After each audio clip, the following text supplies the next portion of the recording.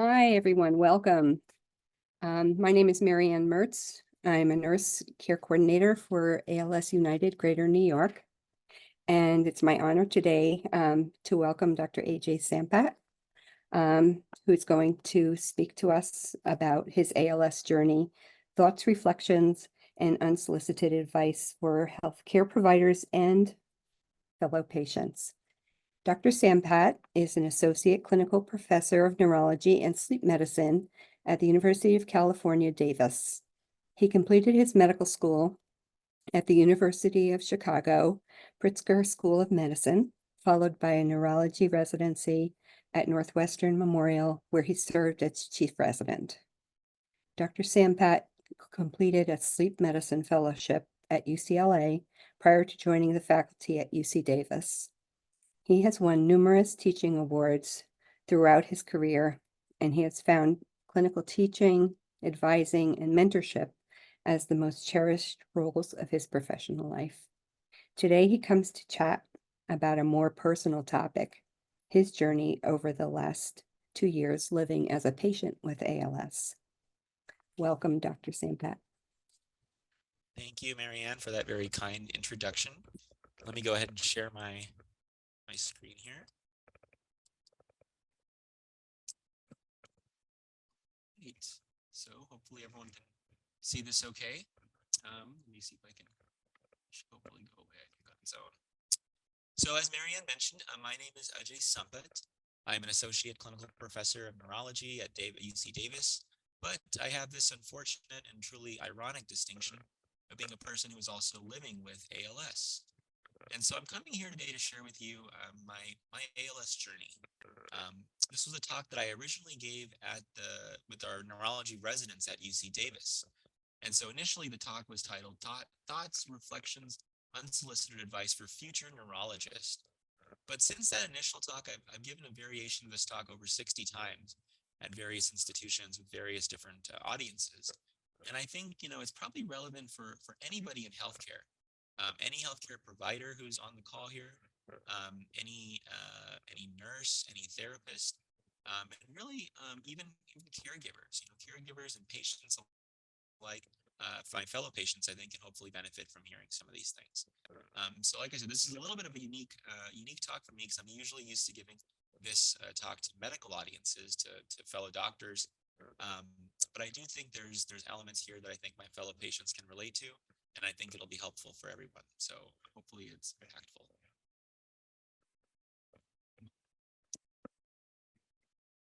All right. So the first topic I want to go over is this concept of sympathy versus empathy. And this is, I have three or four big themes I want to share with all of you. And these are all themes that I have learned as a patient, being on the other side of the table, the exam table, so to speak.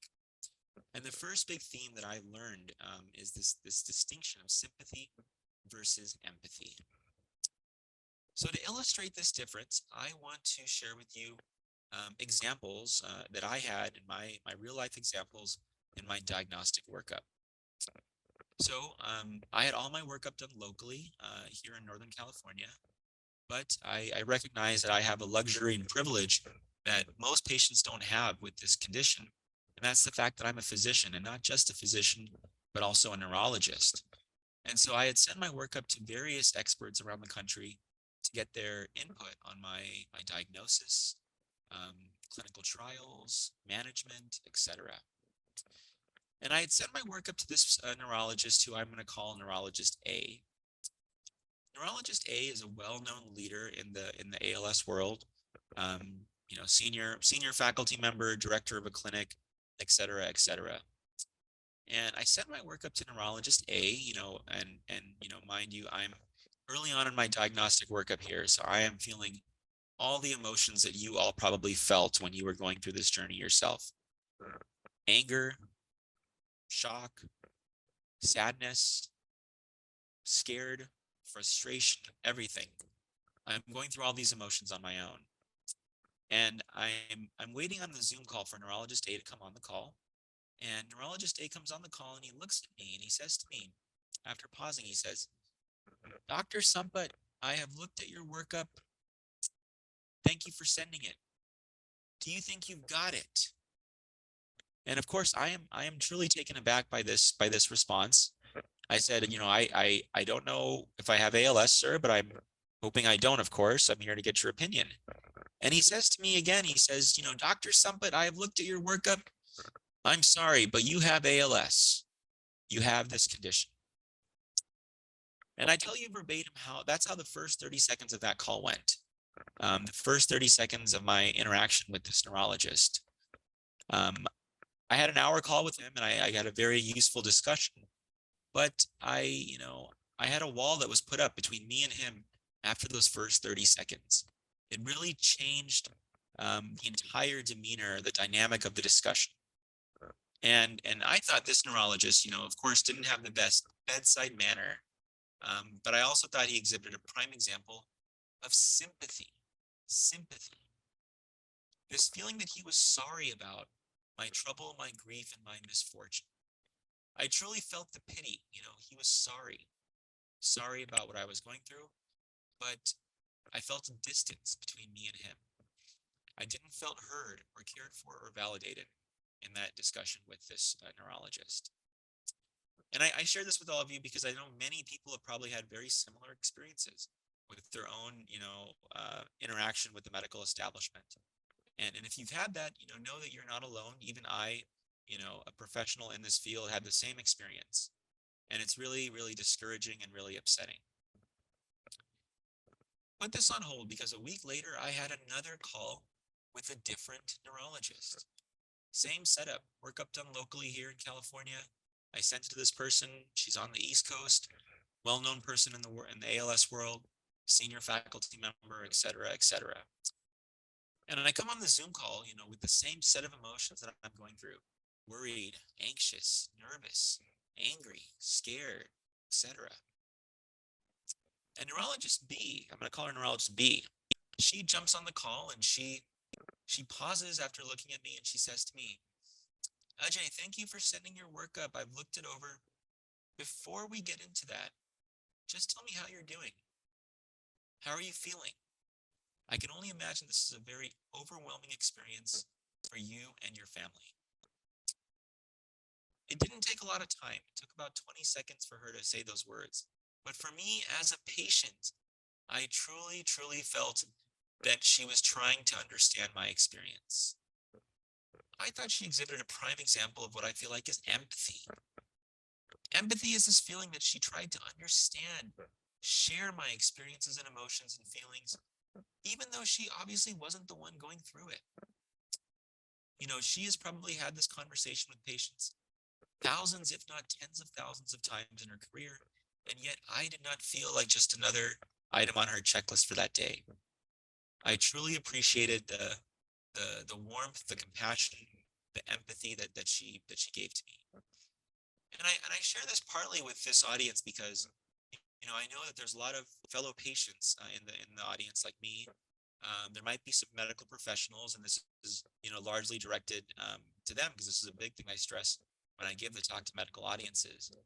But I think it's also really helpful for caregivers. My wife has heard this talk several times, and I think because of this, I think she has a better sense of how to approach me. Other friends and family members who've heard the talk have felt the same way.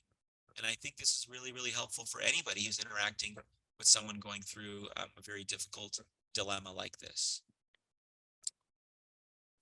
What are some key differences between sympathy and empathy?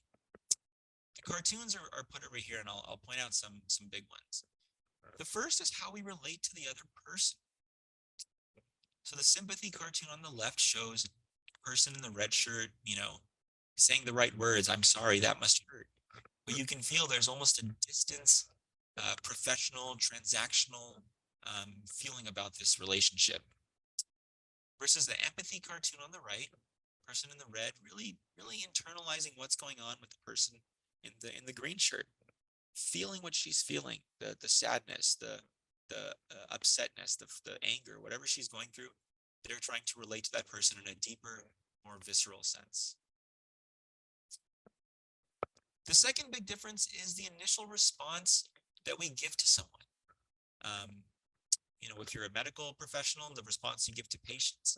If you're a caregiver, family member, friend, the response that we give to our loved ones. And when the initial response, tends to involve problem solving, that tends to be in the more sympathy bucket. So the example that I always give to doctors when I give this talk is, when a patient comes to you and they're having a set of symptoms, and you jump into your doctor mode and say, hey, Mr. Smith, Mr. Sampat, I'm gonna, order an MRI. I'm gonna get an LP. We're gonna get this lumbar puncture, EMG, whatever it is. When that becomes your initial response, you are sort of putting the focus on you instead of the patient. It lumps you more in that sympathy category, that sympathy bucket. Versus an empathy-based response is more reflective. Someone comes to you and they are having whatever emotions they're having. You reflect that back onto them. You validate it. You acknowledge it. Even if you do this only transiently, that makes a huge difference to how the other person feels and receives that interaction. The third big difference is the source of emotion. So I personally believe that, most of us are taught at a young age to be good people, to say the right words when someone is going through a loss, divorce, illness. We're supposed to say, I'm sorry. And that's really important. And that should be done. But I think part of the reason we do that is to satisfy our own internal needs and egos. We want to be good people, and that helps us do that. It also makes us feel, in some ways, a sense of relief that we're not the ones going through this misfortune ourselves. Versus an empathy-based approach has a source of emotion that comes from deeper, comes from the heart.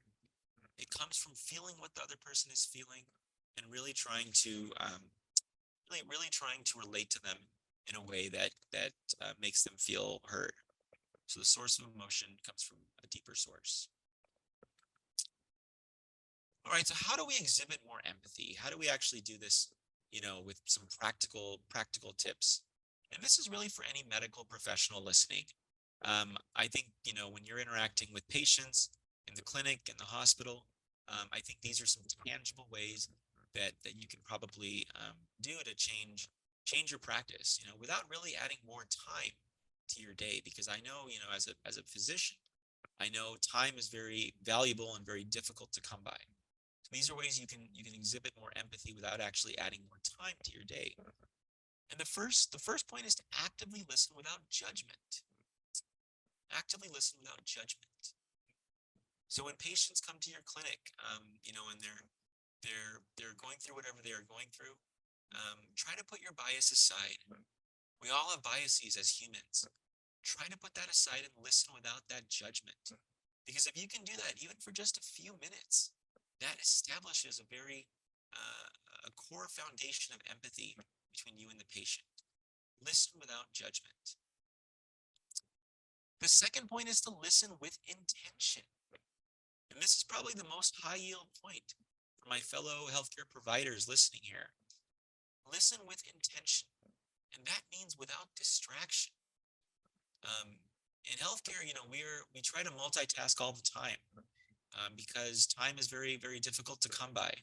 We try to listen to the patient. We try to write notes down. We try to look up stuff, all these things simultaneously. And, as a physician, I've definitely done this. As a patient, I have recognized and acknowledged when providers do this and when they take some time away to listen with intention. So try for just a few minutes at the very least, face the patient, hands still, not looking at the computer, the tablet, the phone. Listen with intention. That goes a long way towards establishing this empathetic foundation. The third point is to listen with advice or without advice. Listen without advice. And that kind of goes back to that point I was saying earlier. When you jump in with your advice very, very prematurely in the encounter, that takes away the patient's story sharing power. It puts the focus on you as the physician, the healthcare provider, as opposed to the patient. Definitely jump in with your advice when it's appropriate, but give the patient some space. Give the other person some space to share their story before jumping in with your professional advice. And the last point, the fourth point here, is to listen with vulnerability. I think this is really, really helpful and really important because, as a neurologist, I will say that, after the diagnosis of ALS was made, the most important thing that neurologists have done for me, honestly, speaking as a neurologist and as a patient, the most important thing they've done for me has actually been to be vulnerable with me. And when I say that, I mean that neurologists have shared stories with me of other patients, young patients like me, going through what I'm going through. That has helped me feel less isolated and more connected. I had a neurologist share with me that, when he was 41 years old, he had a 6-month-old baby and he was diagnosed with multiple myeloma. And obviously our situations are different, but when he shared that story with me, I felt more connected to him. I felt that he was more human. And I felt that whatever he was saying, he got it in a way because he had gone through some similar tragedy. So if you feel comfortable, please share any stories that you can that'll help you connect with the patient. Be vulnerable with the patient because the patient is being vulnerable whenever they share anything with you. So listen with vulnerability.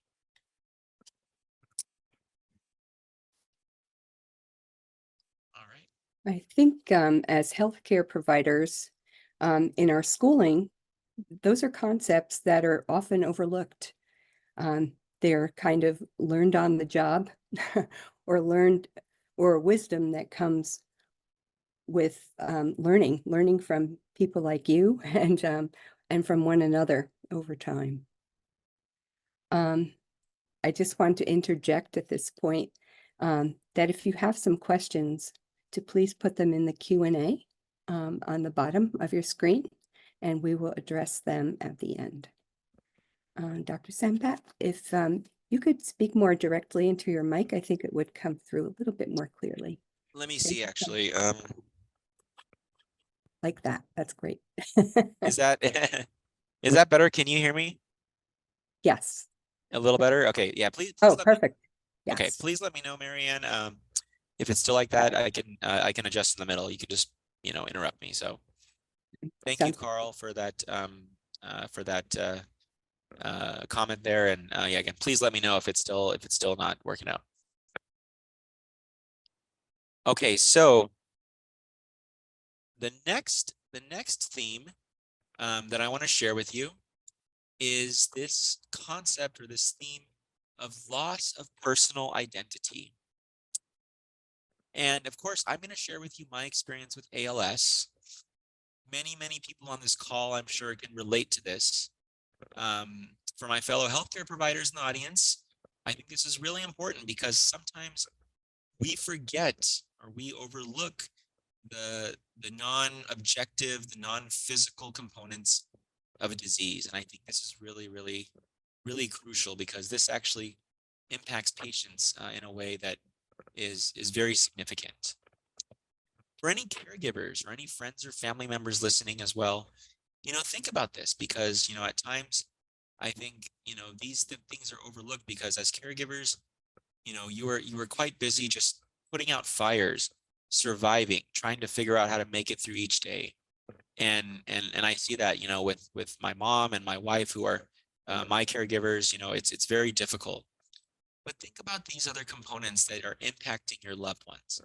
Because I think if you can do this, I think you're able to share their experience in a way that is beneficial for both of you to establish that connection in a deeper way. So this part of the talk is always a little bit fun for me because I get to share with all of you. I don't know any of you actually, a little bit of who I am as a person. Because right now, all you know about me is that I'm an associate professor and I'm a person who is living with ALS. But of course, there is more to me than just that. I have more parts of my identity than just those two things. The first part of my identity I want to share with you is the part of that I had when I was younger, when I was more athletic and active. I was a runner. I was a track and field runner, a cross country runner. not a very good runner. I was never actually very good at all. This is me with my classmates on high school picture day for track and field. But running became a big part of my identity. And I continued running recreationally in high school, in college, in medical school, and even in residency. This is me with my crazy and equally foolish co-residents at Northwestern because we ran a half marathon in the middle of January in the middle of Chicago. Definitely only something that crazy foolish people would do, and we were a part of that group. So running was a big part of my identity early on. But that wasn't the only thing that I did. I played baseball, I played tennis, and this is me at the tennis venue in Wimbledon, the center court of Wimbledon, a few years ago. So all of these things that you see in the picture are big parts of my early identity, but they are unfortunately things that I cannot do. You guys probably can't appreciate this. I'm sitting in my wheelchair here, but I can't do any of these things. I can't stand up like this even, let alone run a race. I cannot pick up a tennis racket, let alone play tennis. And even though I can still, of course, go to the sporting complex, I have to do it like this, in my wheelchair, sitting, wishing like I was these two girls in the background, as opposed to the person who is sitting down. ALS has taken away in less than 3 years this huge part of my identity that I had for so many years. This disease that I have has changed who I am as a person because of the physical limitations that it has brought on. And I know that many of you can relate to these things as well, which is why I am sharing them with you. So running and sports was only one part of my identity. Another part of my identity is, of course, my professional identity. And this has been very, important to me and very devastating to me because I have lost a big part of who I am as a professional. So I actually started my post-medical school life in the wonderful world of anesthesiology. But I soon realized that my true passions were actually not in anesthesia, but actually in neurology. And this is me now as a neurology resident giving a lecture to some of our junior residents. But then I found the best subspecialty in neurology and in medicine, and that was, of course, sleep medicine. Now, this is me doing a sleep study with my co-fellows to figure out what patients go through when we actually order one of these things in the medical system. So being a doctor, being a sleep clinician, a neurologist, became a huge part of who I am as a person. But as Marianne mentioned early on in the introduction, part of my professional life that I have cherished and loves the most was and is my role as an educator. This is me with our department teaching award a few years ago. I love teaching. I love mentoring. I love advising. I love watching trainees grow and being a part of their development. And this has all been a huge, devastating loss for me as a doctor. Less than 5 years after completing my medical training, I was diagnosed with this, and I was not able to do these things that I trained for over a decade. I can't teach. I can't teach in the clinic. I can't see patients in the hospital, and that has been really difficult for me to try to process. And while I can still do some things, like give a talk like I'm doing right now, or give a lecture in person like this, it's still very, very different, and it's still very, very difficult because I have lost a huge component of my identity. And this is something that you won't see on my physical exam. You won't see in my medical chart. It has affected me more than probably anything else in my journey with ALS. But the most devastating blow for me as a person living with this disease is the loss that I have experienced as a father. So as a young father, young healthy father, I did all the things that young healthy parents do. And that of course involved a lot of this. Diaper changes, anyone with kids or grandkids or nieces or nephews know that this is a big part of early parenthood. But of course, diaper changes is not the only part of what we do as young parents. We do a lot of fun stuff. And I spent every Friday with my daughter for almost 2 years, taking her out to do fun activities, to the park, to the beach, to the zoo, to Costco, to Target. We did all these fun things, and I really cherish these memories because I can't do any of the things that you see in these pictures. I can't change diapers. I certainly can't hold my daughter up, and I definitely cannot sit down and stand back up without significant assistance. And this has been the most difficult part for me in this journey, the changed role, the changed identity that I have in my family. And of course, I'm still very grateful that I have such a wonderful and supportive family. This is my wife, my superwoman wife, that keeps our house afloat despite being a busy physician herself, and my two adorable kids that you can see here. But it's very different being a parent on the sidelines as opposed to an involved, engaged father. And I share all of this with you because, this is a different audience that I'm used to speaking with. Many of you can relate to this. Many of you have experienced similar loss in your own lives with ALS. But I share this for anyone in the audience who is a medical professional, someone who might be working with patients or loved ones going through a loss. Because every patient that you see and interact with has something like this. They don't have the same platform that I'm given, to share my story, but they all have a loss in their identity, with their careers, with their hobbies, with their families. And these things are as devastating, in fact, more devastating in my experience than the physical limitations that come with this progressive physical illness. The loss of identity is something that is very difficult to fix. And it's something that affects us emotionally, psychologically, mentally.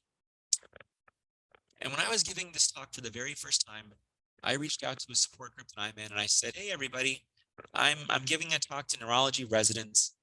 What do you want them to know about your experience? And I got, believe it or not, I got over 200 responses from patients and family members. And this is the response that I think really captures the general sentiment of the group. So let me put this up here and then give you about 20 seconds to review it, and then I'll go over it with you.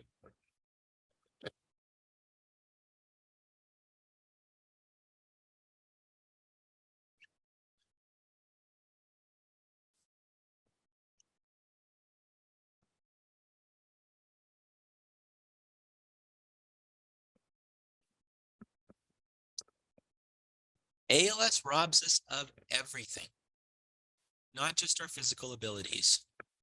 It changes our relationships, our careers, our hobbies, our homes, our independence, and much more.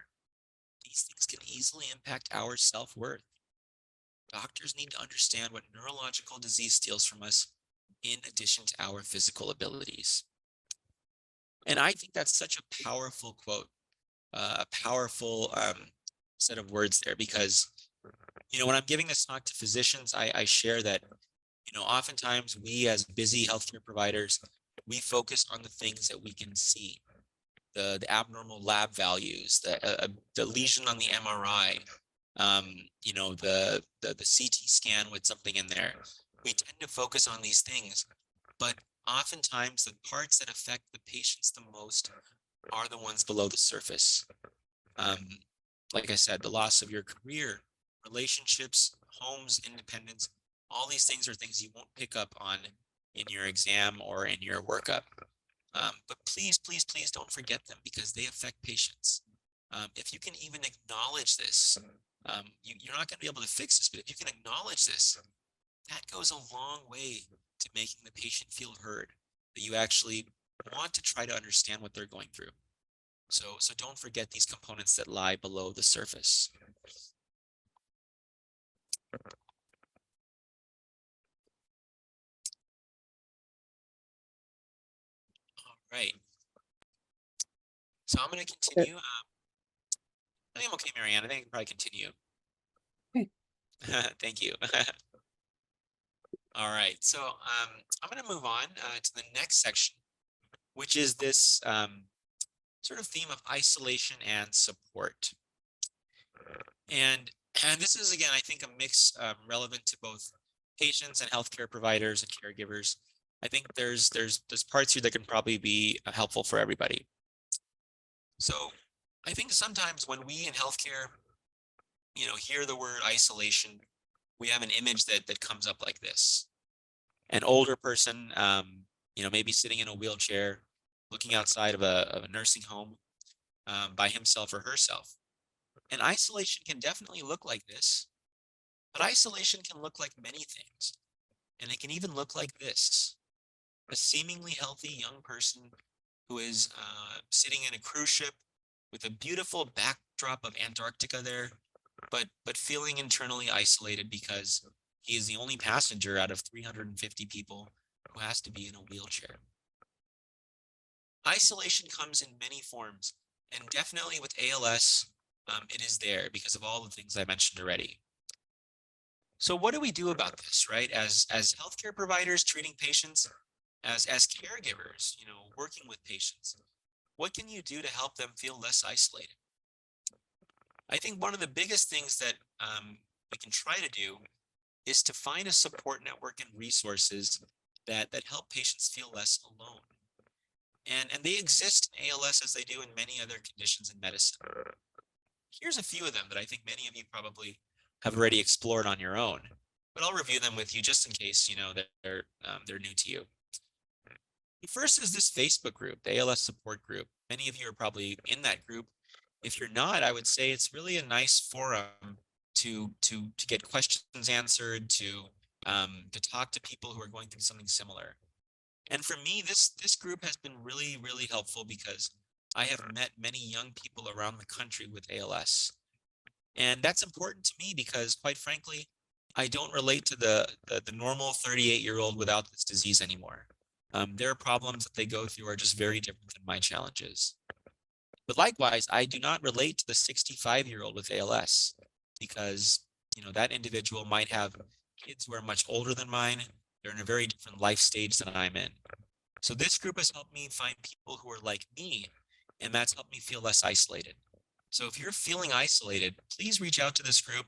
You might find some friends that you can connect with, maybe even local friends, and that may help you in your own journey. Team Gleason is a wonderful resource, a very patient-centric resource, in my opinion, that helps patients with various things. Get funding for voice banking, get funding for equipment, getting portable wheelchairs, doing bucket list adventures. It's a very, very good organization started by Steve Gleason of the New Orleans Saints, who was diagnosed with ALS about 13 or 14 years ago now. So please check that out if you're looking for resources and help.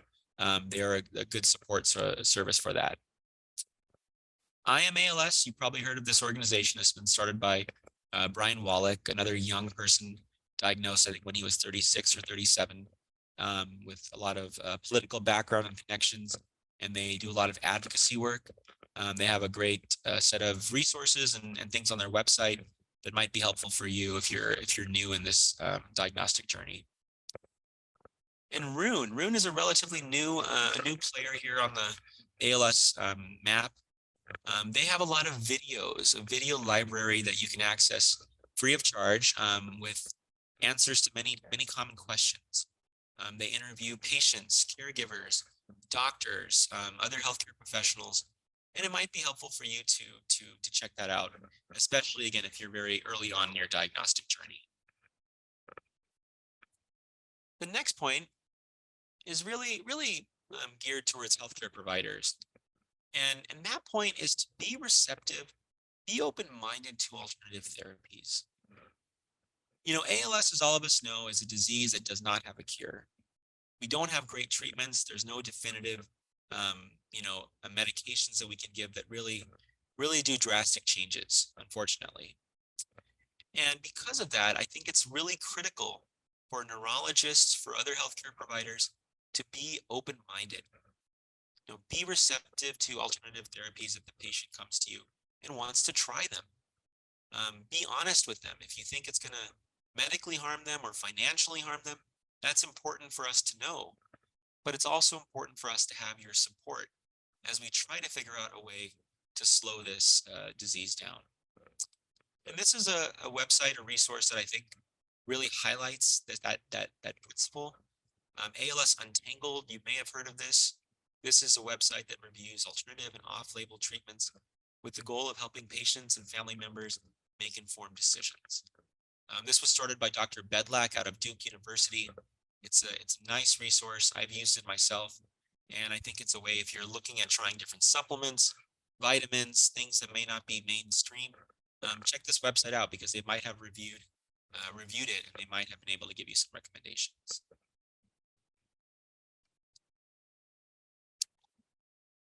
All right, so this last section here, this last slide, is really geared, I think, for my fellow patients.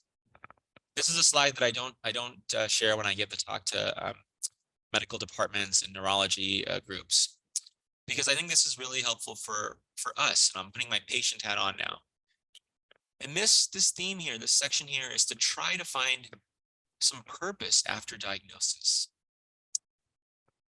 So for the first six to 8 months after I was diagnosed, I was in a very, very bad place emotionally and mentally. I was spiraling downwards, and it was not a good thing for anybody interacting with me.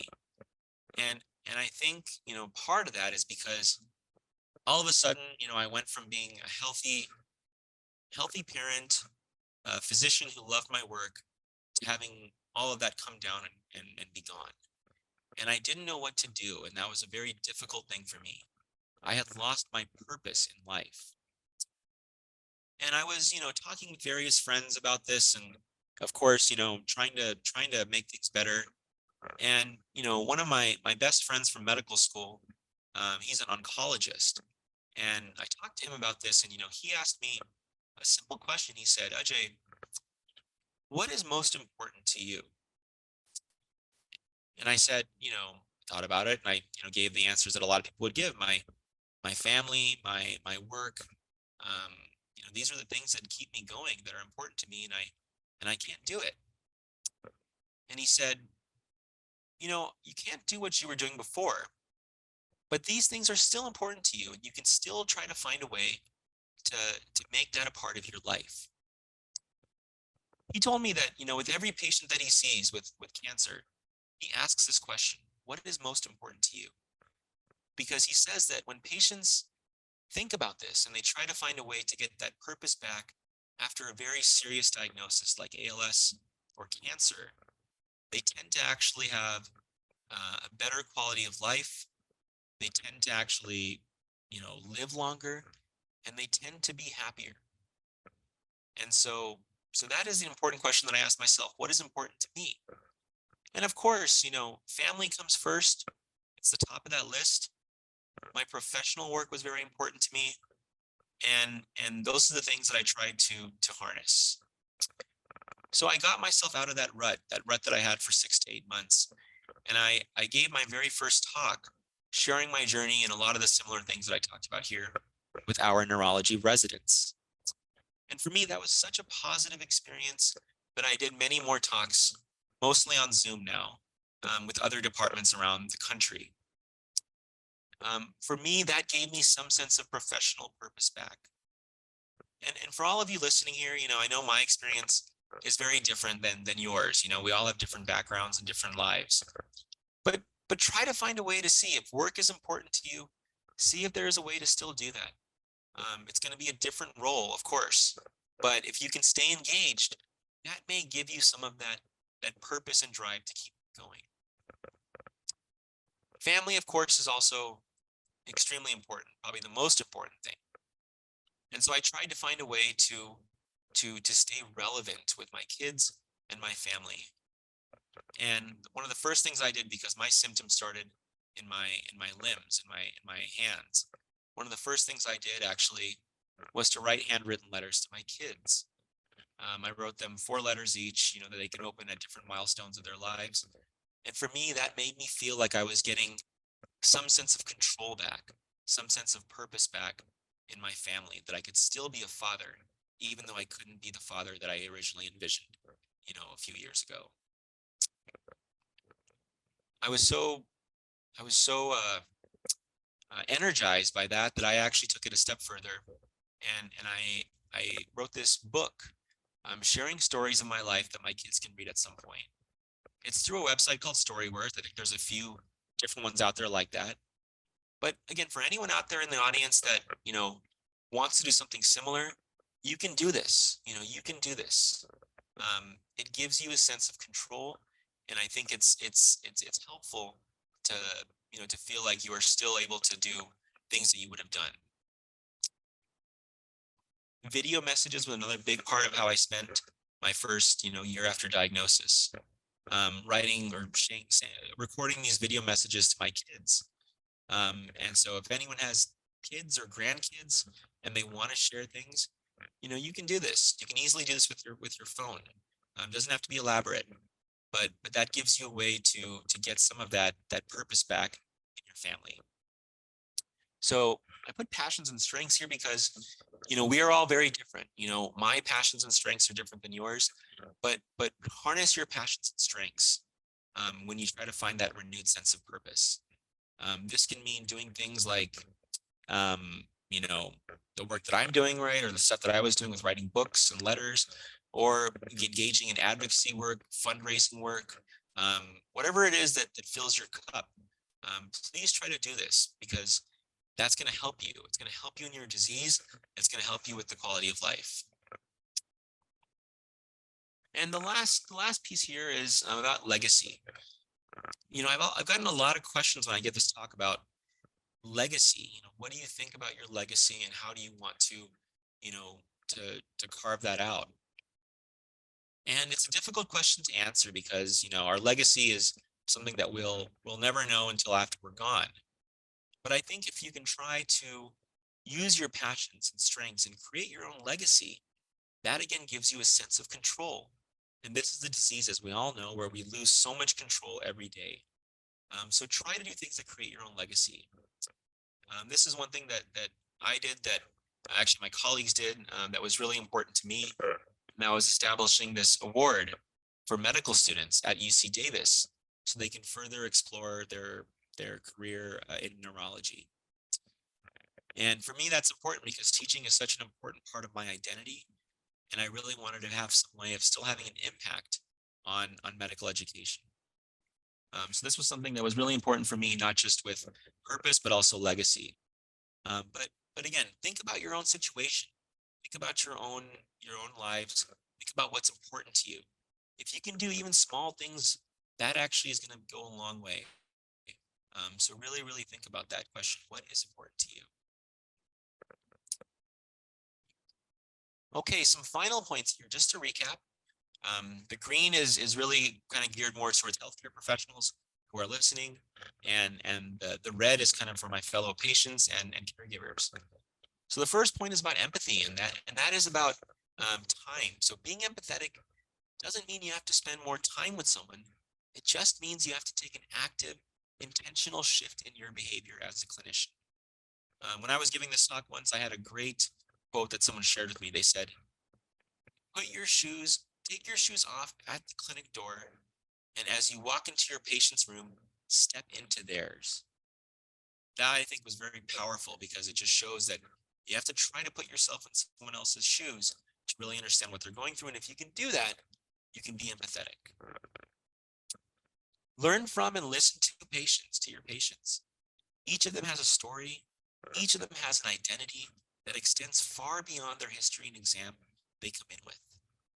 These things that lie below the surface tend to be the most relevant and the most important to patients, so don't ignore them. For my fellow patients and caregivers, try your best to find the right support network and resources. And this can sometimes come in unexpected places. I have found in my journey that some of my closest friends before have sort of dropped off the map. Either the the seriousness of this is too much. The grief is difficult to navigate for them, and they've sort of just stopped talking. But I've also found that people that I haven't talked to in a while, they have re-engaged with me and consistently, and they actually become much more closer and much more of a support network for me. So try to find that support wherever it is. And of course, the last point that I just talked about in the previous slide is to continue to try to find purpose in your life. Ask yourself that question, what is important to me? And if you can do that, and if you can figure out what's important to you, try to harness that. Try to do things that um, fill that importance, because that is going to keep you going, and that's going to help get through each day. All right, I think that's it. Thank you so much for listening, for the invitation, for the engagement, and I think we should have a few minutes for questions, right, Marianne? Yes, indeed. If I were to say one word, I would say, wow. Wow, thank you so much. There are a couple questions and a couple comments. Okay. The first one is, thank you. I so relate to your story. I am also a physician. The second comment says, having an empathic doctor is so important. My husband was in a clinical trial and absolutely loved the team. He looked forward to all of his appointments. The doctor was kind and had a sense of humor and always listened. He told my husband he should make decisions that he was comfortable with. When the trial was over, he told us to reach out anytime we wanted to. He and his team made such a difference, and we are so thankful. Absolutely. No, I think it makes a huge difference having a team like that. So thank you for sharing that comment. Yeah. Another comment, thank you. An excellent presentation on capturing the challenges and journeys of a person with ALS. Thank you. And one question says, I am 3 months into this and I wonder how you stay positive. What is your way of staying that way? It's a really good question, and I wish I had a great answer for you. Some days are easier than others. Some days are just hard. You know, it's just hard to stay positive some days. But what I found actually that's helped me is, trying to associate with people and things that give me that positivity. And that's being very selective. With people that I interact with types of things that I do. If it's not filling my cup, I have just stopped doing it, because I feel like time is obviously very valuable to all of us, especially living with this disease. And if you sort of spend time on things that are not filling your cup and making you happier, that's actually detrimental. So again, with people, find the people that keep you positive, find the things that keep you positive, and that's going to hopefully give you more better days than worse days. Valuable advice. Another question, I don't know if you're comfortable answering. Do you have any recommendations for effective alternative therapies?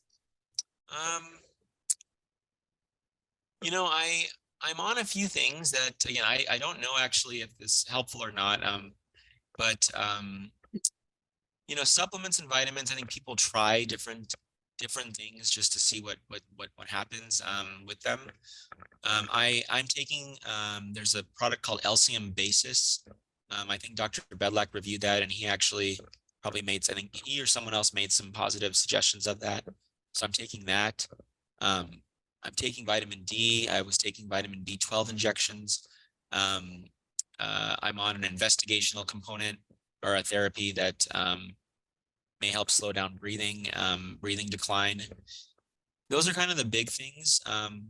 What I've heard from other people, actually, if you're in terms of non-medication alternative therapies, I have several friends actually that swear by this. They swear by doing Pilates. Pilates because they feel like it actually helps their core strength and their breathing. And I did this actually for several months early on. It became harder, obviously, when I couldn't drive myself and do the things. But things like that might be helpful. Water therapy, so going in the pool and just movement with those in the water actually helps a lot. So that's one thing if you have the access to that, to do that. And I think, I think things like stretching are probably just not done enough. And I'm guilty of that as well. So I think if you can do things like that, I think that actually might help with some of the symptom relief. Thank you. And what is the exact name of the Facebook support group that you mentioned? Yeah, there's a few out there. The biggest one I believe is called just ALS support group. So if you search for that, it's a private group. You have to, not apply, but you have to request to be in it. They're going to approve it more likely than not, and you will just have access to basically a lot of people in the country with this. There's a group out there. It's called ALS Young Person Support Group, and it's for people who are under the age of, I believe, 40 or 50 when they were diagnosed. It's a much smaller group, so I feel like the ALS support group is the biggest one for most people to do. Great.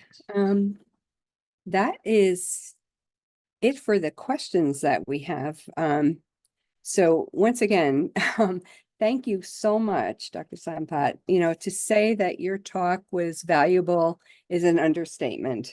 There's advice that we get from our physicians and our team, and then there are insights that we share with our peers. But you provided, a very unique and powerful perspective as both a physician and fellow human being walking in our shoes. And that's that thought I had before you even talked about leaving your shoes at the door.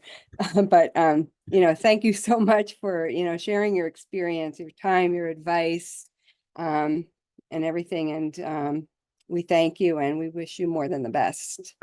Thank you. I appreciated all the comments and I appreciate the invitation. So thank you for inviting me and thank you for listening to my story. Oh, perfect. So this actually concludes our summit, our 2024 Education and Resource Summit. It was 2 days full of powerful sessions. There were 14 sessions and more than 250 attendees. The sessions have been recorded and they will be made viewable next week, both on whova.com, our ALS United Greater New York website and YouTube channel. We'll send out a notification when the recorded sessions are available for viewing. We'd like to thank our sponsor, Mitsubishi Tanabe Pharma America, for helping to make this possible. And lastly, we hope that you can join us at some of our upcoming events. Walk ALS in Westchester, New York on June 1st. Walk ALS in North Jersey on June 9th.